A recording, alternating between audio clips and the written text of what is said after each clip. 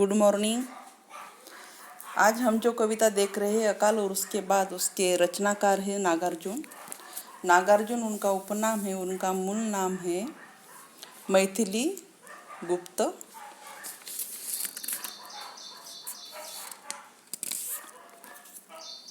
नागार्जुन का असली नाम है वैद्यनाथ मिश्र, लेकिन उन्होंने अपने हिंदी साहित्य में नागार्जुन तथा मैथिली में यात्री उपनाम से उनकी रचनाएं की।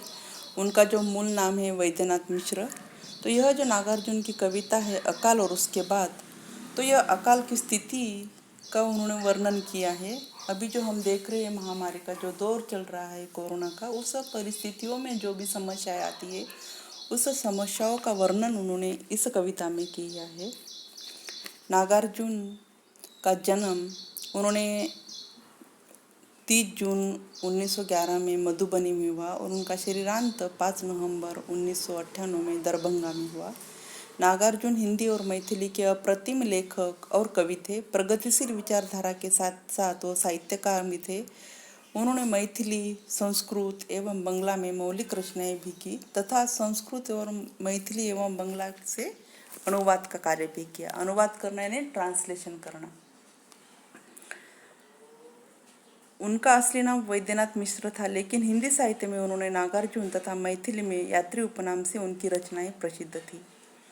कविता, उपन्यास, कहानी, संस्मरण, यात्रा वृत्तांत, निबंध, बाल साहित्य सभी विधाओं में उन्होंने कलम चलाई, मतलब साहित्य सृजन किया, तैयार किया।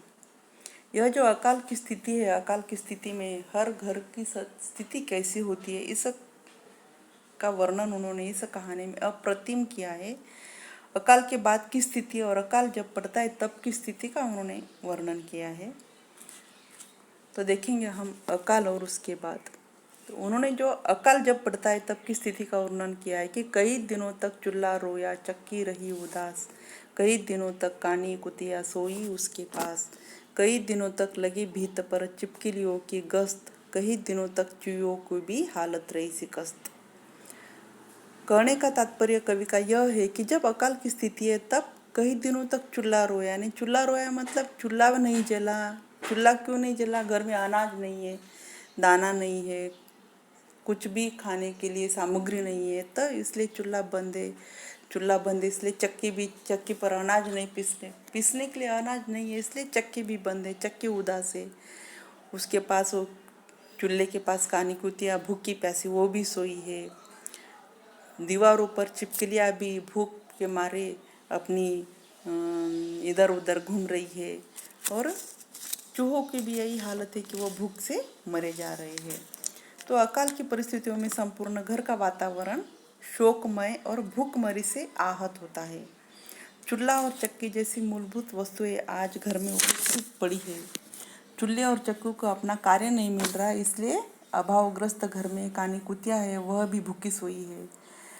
उनका कहने का तात्पर्य यह है कि जब अकाल गिरता है तो मानव पर ही नहीं तो मानवेतर जो जीव जंतु है उस पर भी उसका प्रभाव पड़ता है कि चिपकलियाँ भी भूखी है, चूहे भी भूखे से मर रहे हैं। यानी प्राकृतिक आपदाएं, यानी कि जो नैसर्गिक आपदाएं आती है, प्राकृतिक आपदाएं आती है, तो उस आपदाओं का परिणाम मानव पर नहीं तो समस्त जीव जंतुओं को भी भोगना पड़ता है और उस पर भी उसका प्रभाव पड़ता है कि छोटे छोटे जीव जंतु है वो भी भूख से मर जाते हैं। चूहा उदास है, चक्की उदास है, मनुष्य के सुख दुख के भागीदार है। भौतिक सुख सुविधाएं जीव जंतु भी मनुष्य के सुख दुख के भागीदार हो जाते हैं।